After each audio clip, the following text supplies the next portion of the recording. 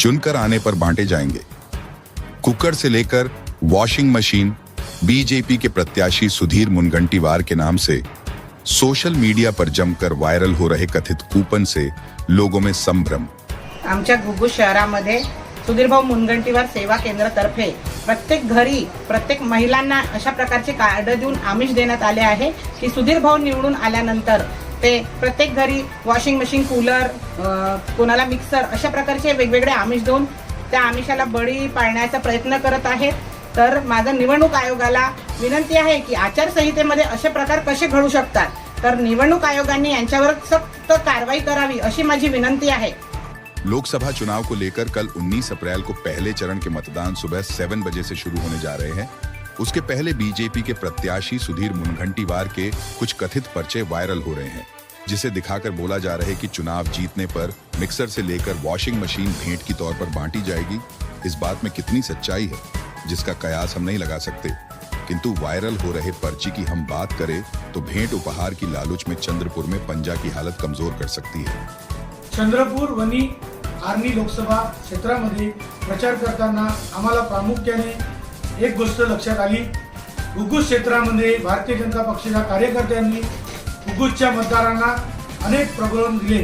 त्यामध्ये आपल्या सभेसाठी येण्यासाठी त्यांनी आपल्या कार्यकर्त्यांना हे स्टिकर दिलं आणि याच्यावर बीजेपीचा स्टॅम्प आहे, हे पहिलं त्यांचं काम झालं। आणि दुसरं प्रलोभन हे की सुधीरभाऊ मुनगंटीवार निवडून आल्यानंतर 4 जून नंतर एका घरी 5 कुपन देण्यात आले, त्याच्यामध्ये एक वॉशिंग मशीन, एक LED टीव्ही असं त्यांनी सर्व मतदारांना सांगण्याचा माझा आरोप आहे। पण याची दखल निवडणूक आयुक्तांनी घेऊन आणि सर्वांनी याची दखल घेऊन कारवाई करावी एवढी विनंती करतो। चंद्रपुर समेत महाराष्ट्र के हेवीवेट मंत्री की तौर पर जाने जाने वाले सुधीर मुनगंटीवार के प्रचार हेतु प्रधानमंत्री नरेंद्र मोदी खुद चंद्रपुर की धरती पर उतरे थे। वो बात अलग है कि मोदी की सभा से अधिक चर्चा भाई बहन वाले सुधीर मुनगंटीवार के उस बयान की हुई। उससे एक दिन पहले राजूरा में हुए प्रचार सभा में गडकरी ने शिलाजीत का ढोज दे दिया था। इन 2 बयानों से लोग काफी नाराज दिखे, तो सिंपत्ति के साथ बीजेपी से खफा लोगों ने प्रतिभा धानोरकर को अपनी पहली पसंद मान ली थी।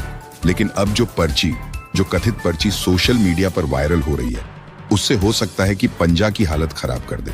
ऐसे में सोचने वाली बात है कि क्या इस तरह के लुभावने लॉलीपॉप जनता को दिए जा सकते हैं? क्या इस पर प्रशासन कोई स्पष्टीकरण देगा? खैर, 19 अप्रैल की सुबह 7 बजे से शुरू होने वाली चुनाव प्रक्रिया में आप सब लोग बढ़ चढ़कर हिस्सा ले। लोकशाही को मजबूत करना हो तो बिना किसी दबाव में, बिना किसी भी लालच में आए। आज का लालच अगले 5 सालों का सिरदर्द साबित हो सकता है। यह सोचकर आप सब लोग वोटिंग करें। आपका एक वोट देश को विकसित करने के लिए काफी महत्वपूर्ण है। Team VL24 news.